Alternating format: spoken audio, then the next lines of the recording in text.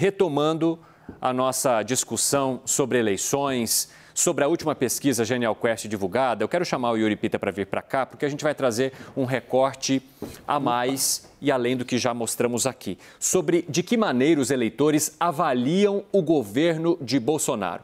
Vamos lá, Yuri Pita. Demorei, mas cheguei que o microfone quase não quis vir. Coloca pra gente aí os dados e já explique como eles oscilaram.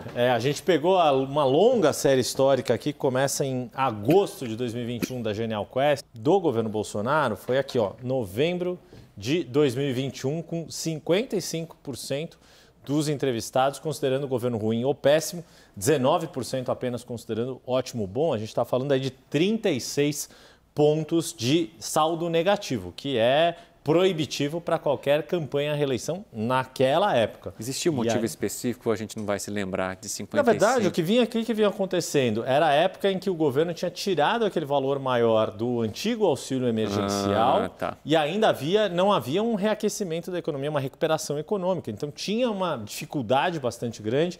No 7 de setembro de 2021, houve aquela manifestação do presidente Jair Bolsonaro, dizendo que não cumpriria a decisão do Supremo, xingando o ministro Alexandre de Moraes, o temor ali de que poderia ter uma situação de ruptura institucional, de golpe, etc. Então vem tendo essa... Você vê que de setembro aqui para novembro, olha o salto que deu, 8 pontos.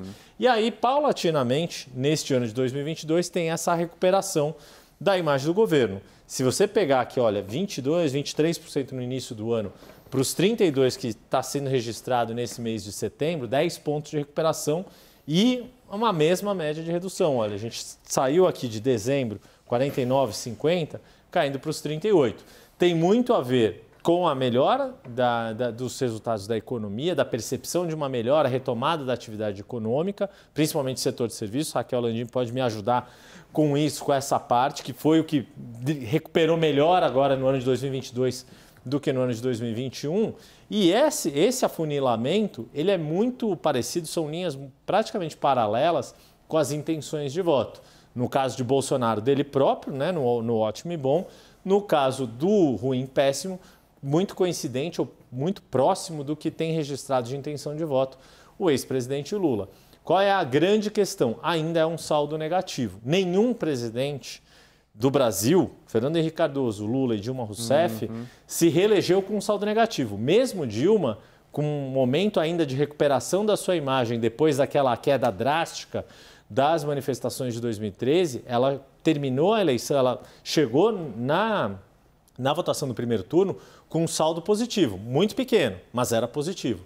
E o presidente Jair Bolsonaro, isso independentemente de toda aquela discussão de amostra, todos os institutos de pesquisa convergem nessa opinião pública de que há um saldo negativo na avaliação do governo, ainda que numa recuperação lenta e constante. A grande questão é, para parafrasear o Marco Maciel citado pelo colunista Hélio Gaspari, é se esse X vai acontecer antes ou depois da eleição. Vamos voltar lá para o nosso lugar, então, para a gente jogar esses dados aqui também para o nosso time, para os nossos convidados. Raquel Landim, já vou aproveitar que o Yuri Pita passou a bola para você. Essa recuperação do setor de serviços, ela impacta bastante nessas avaliações? E eu tenho uma dúvida também.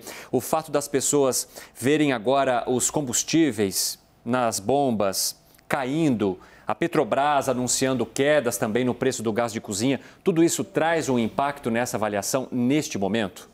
Evandro, a melhora da avaliação de governos, ela geralmente acontece em todo o período pré-eleitoral, porque é um momento onde o governo que está tentando se reeleger, ele mostra as suas realizações, é natural.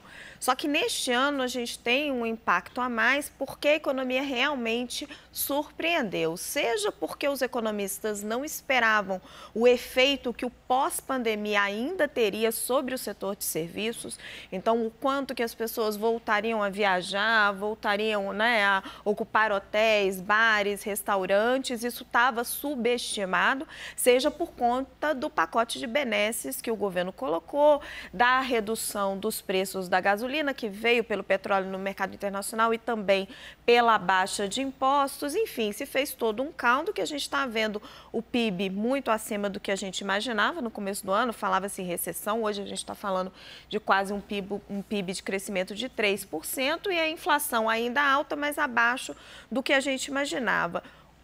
Quais são os problemas que Bolsonaro enfrenta para fazer o cruzamento desse X, como o Yuri falava? Primeiro, o preço na época da pandemia da Covid-19, que é uma rejeição à figura dele, Bolsonaro.